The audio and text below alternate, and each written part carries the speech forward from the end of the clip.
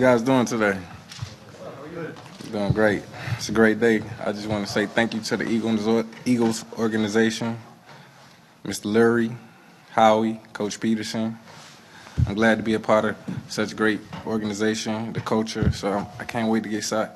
Can't wait to get started. I'm excited. What made you choose Philadelphia, Alshon? I think it was a perfect fit for me. The right situation for me and my family.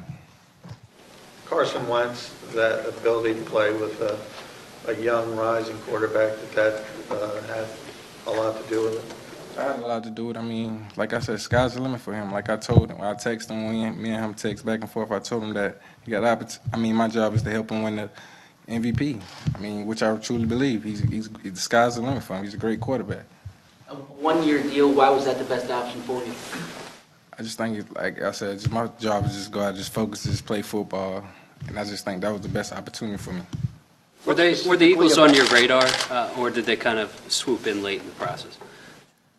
You never know with free agency, things can happen. You never know who's interested in you, who's going to give you a call, who's going to reach out to you. So when they reached out to me, to my agent, I was interested. Did Chicago make any push late to try to retain you? Like I said, it's a lot of deals that, in fact, that plays into. I just thought that this was the best situation for me and my family. Was it difficult to leave Chicago, a place that drafted you, and spent 4 years there? I had a great 5 years there. It was great, but that's life. Like it's a stepping stone. You got to just move on. When you came to the league, you had the benefit of having Brandon Marshall on the opposite side. Now you're coming into a situation with younger receivers. Do you want to kind of take that as your opportunity to pass the mantle on to them the way Marshall helped you? Most definitely. I think with young guys, they always need some help with someone helping them along the way, because everyone needs someone to help them. Like, you just don't come in already just like you need a little help. Someone got to help you out here and there. So a little guidance here and there. Those guys already got a talent. Look at you and Jordan Matthews and Torrey Smith here. Obviously, 3 different skill sets at wide receiver. How do you expect that to work out, and what's your vision of that wide receiving core? I just expect all of us to just come in and just work hard and just put in the time. Whatever happens, happens. As long as we win and making plays, that's all that matters to me.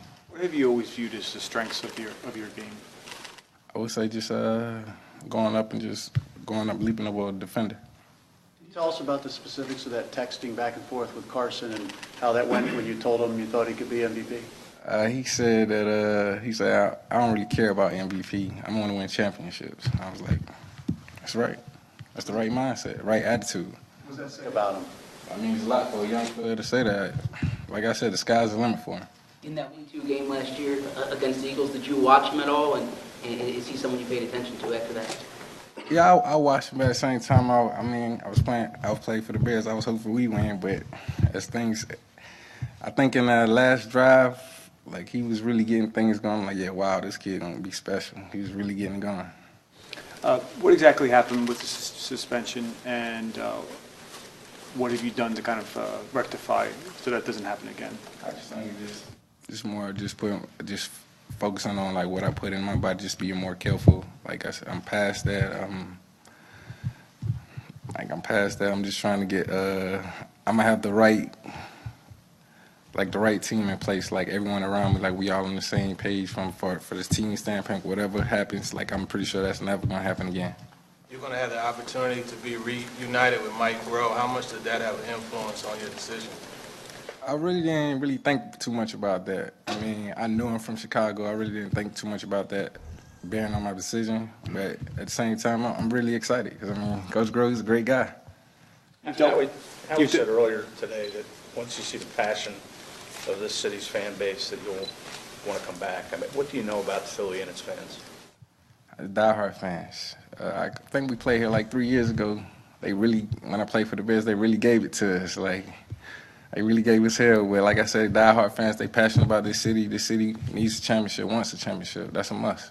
2013 and 14, those Pro Bowl seasons, what was clicking for you those years? It's a lot of factors. Just making a lot of plays, I would say. Just each guy being accountable, putting in time in, just working. 2015, you dealt with a various set of injuries. What were some of the problems there? And then what did you do to get, I think, from my understanding, in the best health of your career heading into 2016? Just staying on top of the maintenance work, just doing all the little stuff, whatever it takes, extra work, just that, so I won't pull nothing or nothing won't happen. Did you change anything in terms of your diet, in terms of exercise, or your work in the gym? Just a little tweaks here and there, just going to see people stuff that I can work on with my body. Do you view this one-year deal as a chance to prove yourself and then get a bigger long-term contract after the year's over?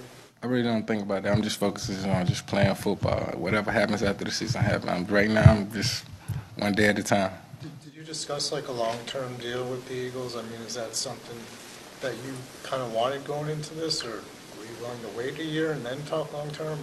As I said earlier, like going into the situation, I just looked at it, whatever was the best possible situation for me and my family. So I thought just maybe 1 year was the best possible position for me. The city has badly wanted a wide receiver. What kind of expectations do you have for the season? I mean, it's a lot of expectation. Like I said, I'm just coming and just put the work in. That's all I can do. Let the expectation, everything take care of itself. You had success in the red zone. What are some of the routes that you've had success running in there? It's only it's only a few routes you can run, fade or slant. So. What have been the ones that? Yeah, just start up. What's the secret to making a contested catch? You're really good at that. I just think it's just something that's come natural. I mean, I don't know if it's a secret or not, just something I just think come natural. In this locker room, who do you know? Nelson, Torrey Smith, Fletcher. I'm pretty sure I know some few more people. I just can't think right now. You're going to want the number you had? You and Nelson talk about 17 yet? Nah, Nelson can have 17. I'm going to leave that. I think I would that in Chicago. I'm going to leave that in Chicago. It's just a one-year deal. Is your intention to stay in Philadelphia long-term? How important is that to you? Like I just said earlier, I'm just focused on this season. Whatever happens after the season, and we'll handle it. But right now, I'm just focused on just working hard. That's about it. Saw in the Players Tribune article you wrote about watching the movie Invincible. Yeah, I watched that a couple times. It's a pretty good movie. And you really pictured yourself? Yeah, like I said, it was a great movie. It was a great movie.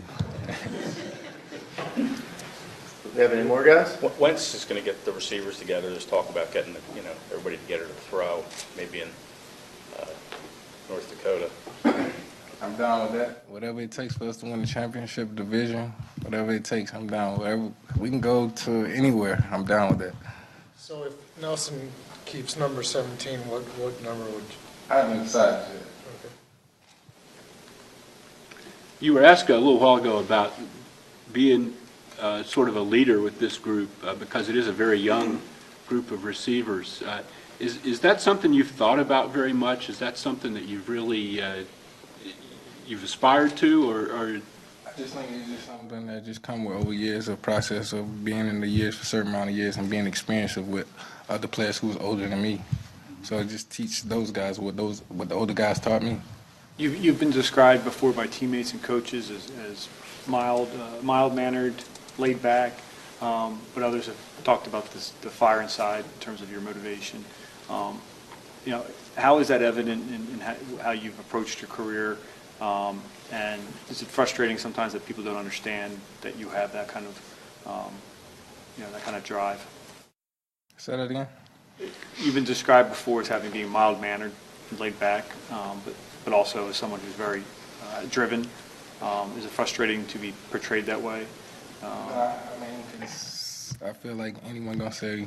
I feel that like you got your opinion about anything, whatever happens. You're going to say whatever you're going to say, but at the same time, like I said, I'm laid back, but I do got some fire in me at sometimes. It's just competitive nature. Take two more. We got them? All right. Thanks, guys. Thanks, Alshon.